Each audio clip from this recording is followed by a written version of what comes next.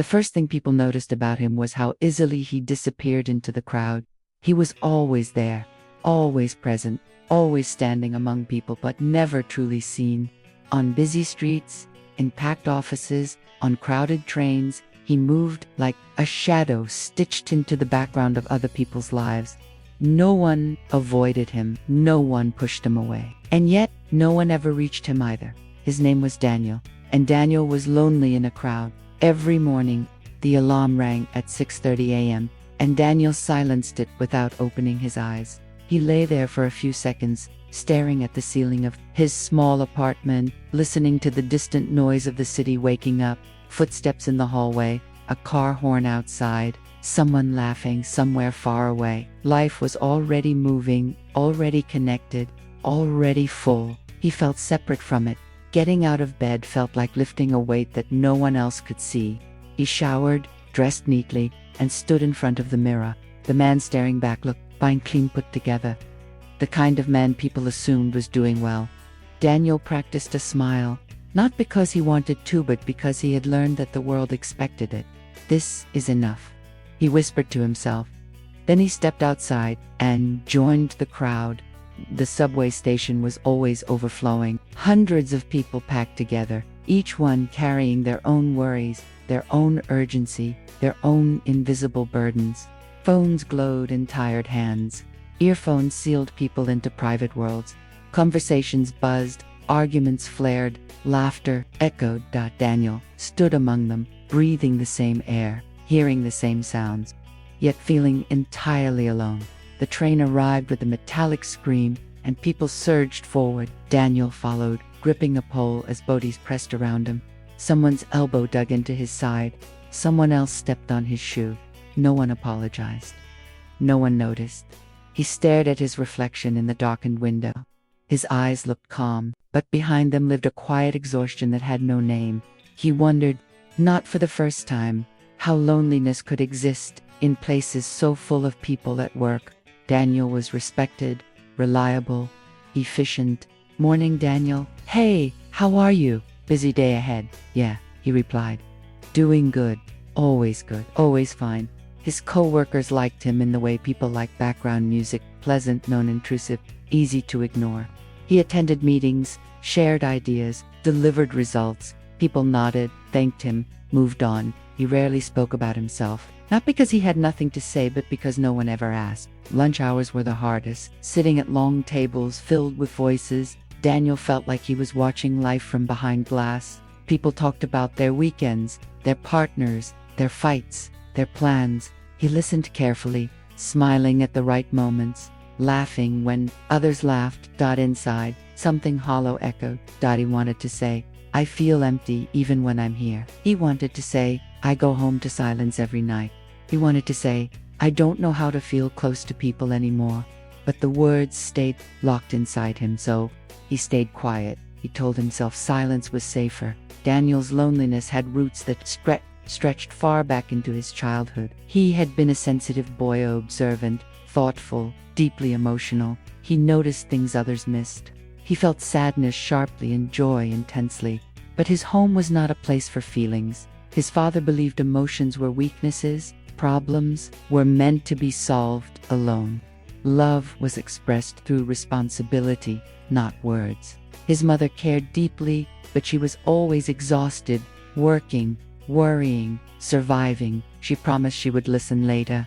Later never came. So Daniel learned to shrink himself. When he was scared, he stayed quiet. When he was hurt, he stayed quiet. When he needed comfort, he stayed quiet. Over time, silence became his shield. As he grew older, people praised him for being strong and lament. They didn't know that strength was something he had learned out of necessity, not choice. They didn't know how lonely it felt to never be asked how he truly was. By adulthood, he no longer knew how to ask for help. He didn't know how to explain his feelings, because he had spent a lifetime burying them. After work, Daniel returned to his apartment, a neat, quiet space that felt more like a waiting room than a home. He cooked simple meals, ate alone, scrolled endlessly through his phone. Social media made everything worse. Everyone else seemed connected, loved, celebrated. He wasn't jealous. He was tired. Some nights, He stood by the window, staring at the city lights below. So many people, so many lives intersecting, laughing, loving, arguing, living, and he felt invisible. The thoughts came quietly, dangerously. If I disappeared, who would notice? How long before someone realized I was gone? The question scared him not because he wanted to vanish, but because he suspected the answers wouldn't hurt anyone as much as they should. One night, after a particularly empty day, Daniel sat on the floor of his apartment with the lights off. The silence pressed against him. Tears slid down his face, not loud, not dramatic, just tired. I exist, he whispered, but I don't feel like I matter. He stayed there for a long time, breathing slowly, holding himself together. He didn't want to die. He just wanted to feel real to someone. The next morning, the routine continued. Shower, clothes, smile, crowd. On the subway platform, people rushed past him. The train was late. Tempers flared. Someone bumped into him hard enough to knock him sideways. "Sorry," a voice said. Daniel looked up, ready to say it was fine. But the woman in front of him didn't rush away. She paused. She looked at him. Really looked at him. "Are you okay?" she asked. It was such a small question, such a simple thing, but the sincerity in her voice cracked something open inside him. "Yes," he said automatically. She studied his face for a moment. "You don't look okay." No one had ever said that to him before. Daniel swallowed. He could leave. He could disappear like always. Instead, he said the truth. "I'm not." The woman nodded gently. "Me neither." Her name was Clara. They boarded the train together, standing side by side as the city rushed past. They talked quietly about work, about exhaustion, about how overwhelming life could feel, even when everything looked fine from the outside. There was no pretending, no performance, just honesty. They began meeting regularly, almost by accident. Same train, same time, same quiet conversations. Daniel found himself opening up slowly, cautiously, about his loneliness, his fear of being forgettable, his exhaustion from always being okay. Clara listened. She didn't interrupt. She didn't rush to fix him. She simply stayed. And that changed everything. With her, Daniel felt seen. Inspired by those moments, Daniel began to change. He spoke more honestly. He asked people real questions and waited for the answers. He allowed himself to take up space, even when his voice shook. Not everyone responded, but some did. And slowly, the loneliness loosened its grip. Daniel realized something powerful. Loneliness doesn't disappear when someone saves you.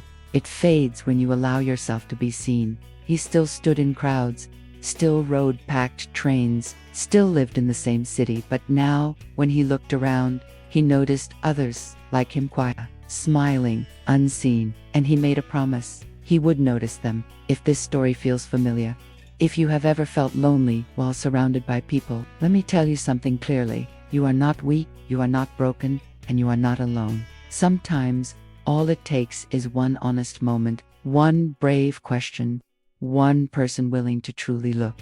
If this story touched your heart, don't keep it to yourself. Share it. Send it to someone who might be silently struggling. And most importantly, check on the people around you.